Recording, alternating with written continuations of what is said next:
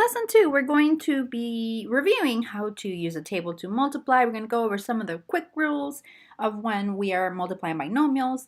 We're also going to eventually factor out the greatest common factor and some polynomials. You're going to learn in this lesson something called a product sum method. That's going to be incredibly useful moving forward. So please pay attention and take lots of notes.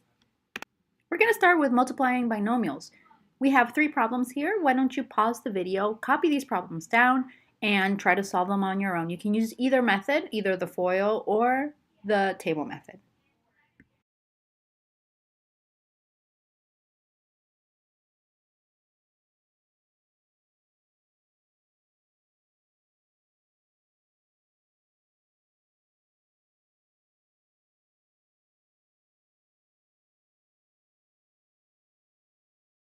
All right, go ahead and check your answers with me. I'm going to use the FOIL method.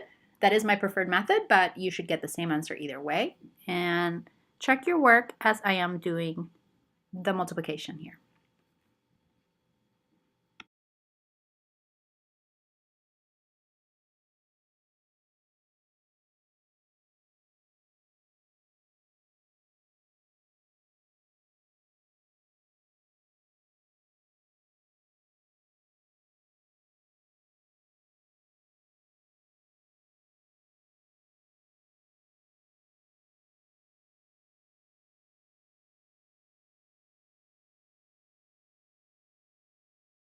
I wanted to also show you that it doesn't matter if we have fractions or integers. We are able to use the FOIL or the table method for either one of these situations. So watch as I try to multiply 2 binomials and fractions within them. When something like this happens, you want to leave fractions as fractions. That is usually the preferred method in algebra, unless you're dealing with some sort of modeling that involves decimals. For the most part, we want to leave fractions. It's just easier that way. And in this case, I found a common fraction, so 2 over 2 is the same as 1, and that's how I'm able to subtract that from 15 over 2.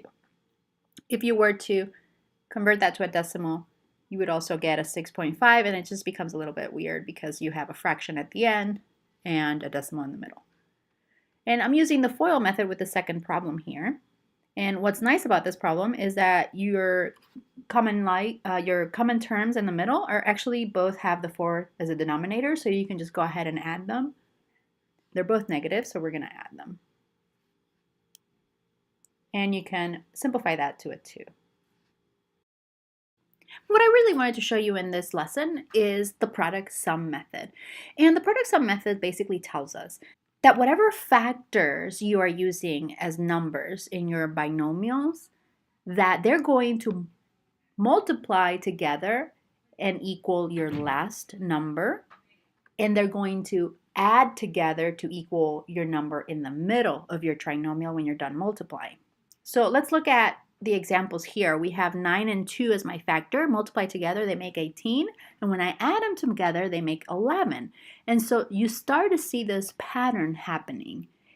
And we can use this pattern to inform how we go ahead and multiply things to make it a lot faster, but we can also use it to factor out when we have trinomials that meet this criteria.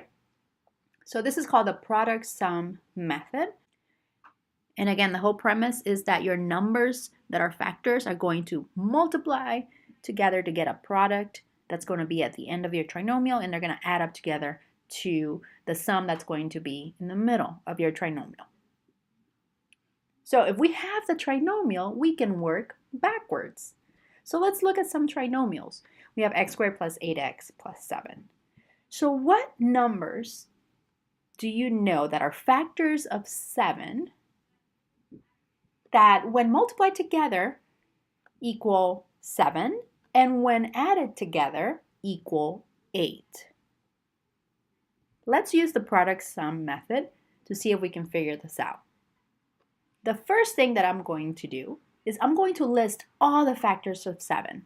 Now, this is an easy problem because 7 is an odd number. It's also a prime number. It also doesn't have any factors other than 1 and 7. So that's it, right?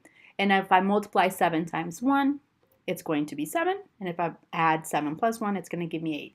And that's where I come with my numbers. So my factors are going to be x plus 7 and x plus 1. And I could check this by doing FOIL or table method and actually multiplying them. I should end up with the same thing.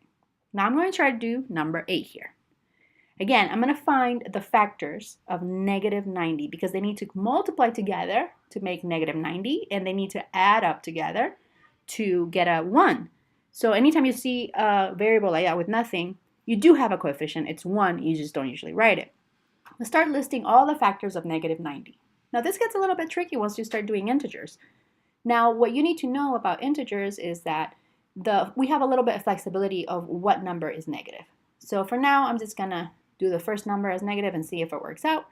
And it did work out. 10 times negative 9 give me a negative 90, and 10 plus a negative 9 give me a positive 1.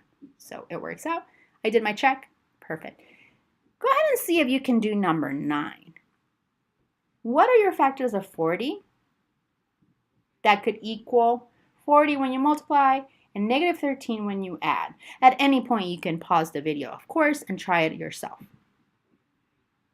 Step 1, list all your factors. Step 2, check your answers and see if it works. So here I am listing all my factors. 140, 2 times 20, 4 times 10, 5 times 8. All of these make 40. But I need a combination that also adds up to negative 13. Now remember, when we're doing integers, I can pretty much be flexible on which one's going to be negative. So what you see right now is just me trying to figure out which one's going to work.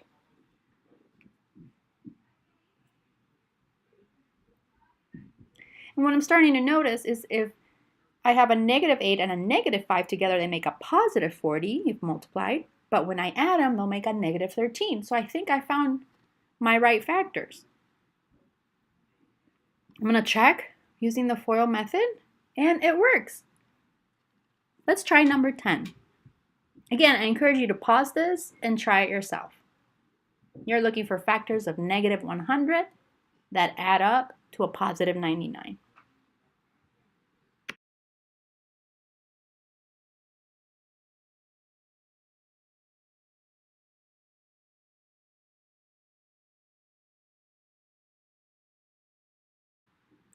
In this case, I know I also have other factors I've left out, but for the most part, I already know that it's going to be 1 in 100.